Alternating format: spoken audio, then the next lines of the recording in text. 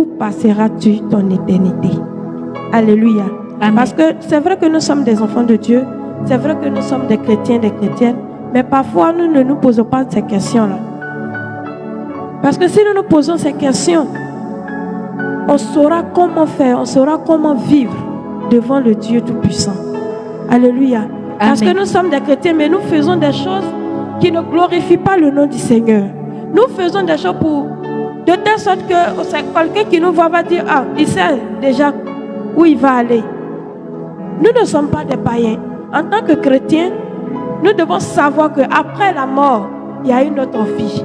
Parce que lorsque nous partons pour évangéliser et que tu vas parler de l'évangile à quelqu'un et que tu lui parles, tu lui dis qu'il y a une autre vie après la mort, il te pose la question de savoir si toi-même tu es déjà parti là-bas pour venir.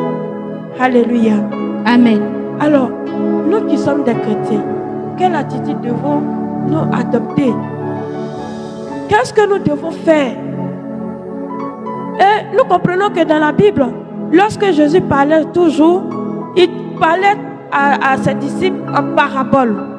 Lorsqu'il parlait du royaume des cieux, c'est pourquoi je dis que nous, en tant que chrétiens, nous devons savoir qu'après la mort, il y a une vie. Parce que lorsque nous lisons la Bible nous parle très souvent, beaucoup de fois, de la vie éternelle, d'une autre vie après la mort.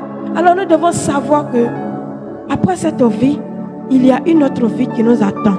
Mais comment faire? Comment faire? Parce qu'il y a deux mondes après la mort. Oui, il y a la vie éternelle, le paradis, et aussi il y a l'enfer. Mais qu'est-ce que toi tu as choisi? As-tu choisi d'être en enfer ou d'être au paradis? Tu ne connais ni le jour, ni l'heure. Alléluia. Amen. C'est pourquoi, bien-aimé, tu vas prendre ta Bible dans le livre de Matthieu 25, le verset 1 à 13. Nous allons comprendre quelque chose, un parabole que Jésus a dit à ses disciples, pour ne pas que ça nous surprenne. Alléluia. Tu vas prendre ta Bible avec moi et on va le lire ensemble. Alléluia. Matthieu 25, le verset 1 à 13. Jésus comparait le royaume des cieux à des vierges. Alléluia. Comment cela va se passer? Servante de Dieu, si tu as trouvé. Matthieu 25, le verset 1 à 13. Amen. Amen. Est-ce qu'on peut se tenir debout pour la première lecture? C'est écrit dans le livre de Matthieu 25, au verset 1er. Alors, le royaume des cieux sera semblable à 10 vierges qui, ayant pris leur lampe, allèrent à la rencontre de l'époux. Au verset 2, 5 d'entre elles étaient folles et 5 sages. Le verset 3, les folles, en prenant leur lampe, ne prirent point d'huile avec elles. Le verset 4, mais les sages prirent avec leur lampe de l'huile dans des vases. Au verset 5, comme l'époux tardait, toutes s'assoupirent et s'endormirent. Le verset 6, au milieu de la nuit, on cria, voici l'époux, allez à sa rencontre. Le verset 7, alors toutes ces vierges se réveillèrent et préparaient leur lampe. Le verset 8, les folles dirent aux sages, donnez-nous de votre huile, car nos lampes s'éteignent. Le verset 9, les sages répondirent, non, il n'y en aura pas assez pour nous et pour vous. Allez plutôt chez ceux qui en vendent et achetez-en pour vous. Le verset 10, pendant qu'elle allait en acheter, l'époux arriva. Celle qui était prête allait avec lui dans la salle des noces. Et la porte fut fermée. Au verset 11. Plus tard, les autres vierges vinrent et dirent, Seigneur, Seigneur, ouvre-nous. Le verset 12. Mais il répondit, je vous le dis en vérité, je ne vous connais pas. Le verset 13. Veillez donc, puisque vous ne savez ni le jour ni l'heure Amen. Amen. Est-ce qu'on peut s'asseoir, s'il vous plaît? Alléluia. Amen. Bien-aimés, voici un peu ce que Jésus dit à ses disciples ici. Il a comparé le royaume des cieux à des vierges, à 10 vierges, 5 folles, 5 sages. Aujourd'hui, nous, en tant que chrétiens, nous représentons, je peux dire, les 5 sages. Et ceux qui ne connaissent pas Dieu représentent les 5 folles. Alléluia. Amen. Alors, qu'est-ce que la Bible nous dit ici? Les 5 sages ont pris de l'huile en abondance parce qu'elle se dit quoi? On ne sait jamais. Si la lampe s'éteint, on peut en avoir sur nous. Mais les 5 folles qui ne savent pas ce qui va se passer n'ont rien prévu. Aujourd'hui, nous, en tant que chrétiens et les païens, je peux dire, pour ceux qui ne connaissent pas encore l'évangile, c'est comme ça, il y a la différence entre nous et eux. Alléluia. Pour nous qui connaissons déjà la parole de Dieu, nous devons nous préparer en avance pour ne pas que le jour que le Seigneur viendra, ça puisse nous surprendre. Mais qu'est-ce que nous faisons? Nous ne faisons rien qui prouve que nous voulons être au paradis. Au contraire, nous faisons des choses qui nous amènent en enfer. Et c'est nous encore qui venons dire que nous sommes des chrétiens. Mais en tant que chrétien, qu'est-ce que tu fais qui prouve que tu mérites le paradis? Qu'est-ce que tu fais? Nous ne connaissons pas ni le jour, ni l'heure. Toi, en tant que chrétien, malgré que tu es chrétien, mais tu ne connais pas le jour ou l'heure même à laquelle Dieu va t'appeler. Mais pourquoi tu ne peux pas arranger ta vie? On est toujours dans les mêmes choses. On vient s'asseoir dans les églises.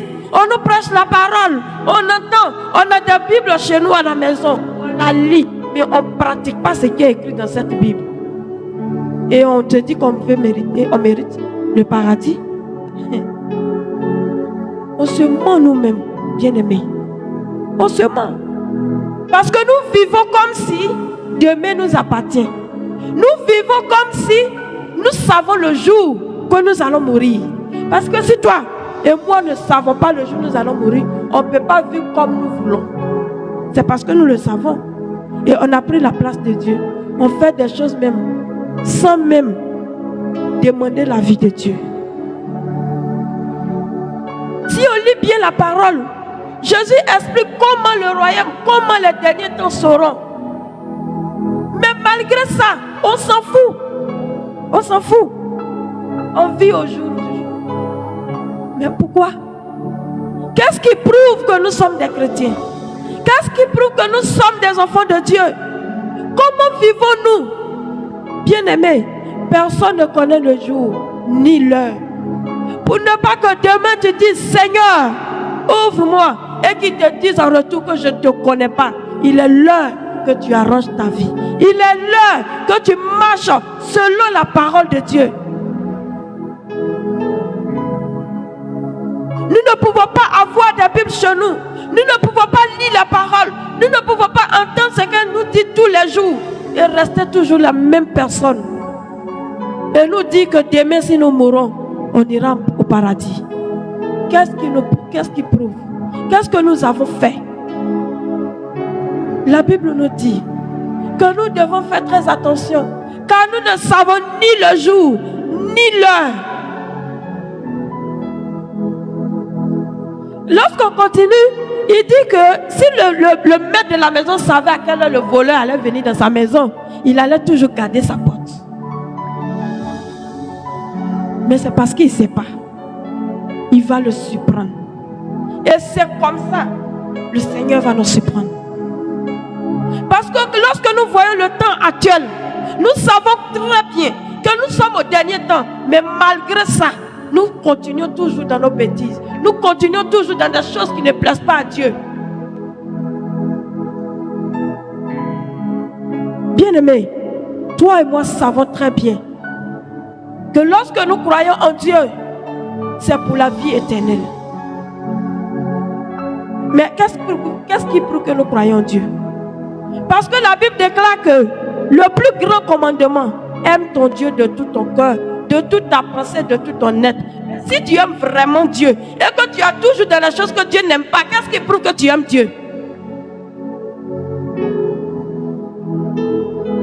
Pour quelqu'un qui aime Dieu, ne peut même pas faire des choses. Parce que quand tu veux le faire, tu te rappelles, ah, le Seigneur n'aime pas ça. Et puis tu recules. Ah, Seigneur, pardonne-moi. J'ai fait un faux pas. Mais quand tu demandes pardon, ce n'est pas pour encore retourner et puis venir encore demander pardon. Quand ça devient une habitude chez toi, Dieu ne t'écoute plus. Dieu ne t'écoute plus. J'aime Dieu, mais tu ne marches pas selon sa parole. Et tu prétends dire que tu l'aimes. En quoi est-ce que on peut savoir que tu es véritablement un enfant de Dieu? Même quand tu vas évangéliser quelqu'un, même avec qui tu vis habituellement, qui te connaît dans le quartier, il te dit, ah, c'est toi qui viens m'évangéliser. Toi-même, ta vie pour moi, là, c'est la même chose.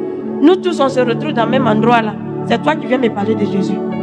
Quelle est la différence entre toi et moi? Alléluia. Amen. Bien-aimés, regardons ce qui se passe aujourd'hui dans le monde entier. Des guerres par-ci, des guerres par-là, des famines. Et la Bible m'avait déjà dit ça. Pour ceux qui lisent, la Bible avait déjà dit ça. Donc nous, en tant que chrétiens, ça ne doit pas nous surprendre.